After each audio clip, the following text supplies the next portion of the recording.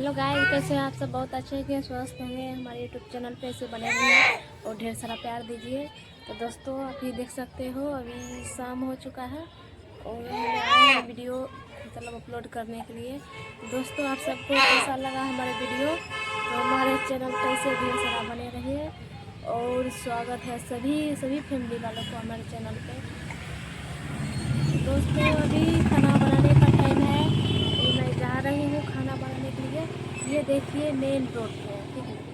Main road क्या कहते हो, मेन रोड यहीं तक गाड़ी उड़ी चलता है। मतलब हाँ, छत पर से मतलब उतना नहीं झलक रहा है ठार से। इधर देखिए तो सब घर है। दोस्तों ठीक है, अगले वीडियो में आप सबसे ज़रूर मिलते हैं। वीडियो शेयर कीजिएगा क्योंकि अभी खाना बनाने जा रही हूँ। टाइम उतना नहीं है क्योंकि कभी वीडियो नहीं बना पाते हैं, क्योंकि टाइम नहीं मिलता है मेरे को, इसलिए नहीं बना पाते हैं वीडियो में। आप सब ऐसे लगे रहिए। देखिए मेन रोड में गाड़ी कैसे चल रहा है। दोस्तों, वीडियो अच्छा लगे तो ठीक है, अगले वीडियो में सब्सक्राइब जरूर कीजिए, नहीं किए।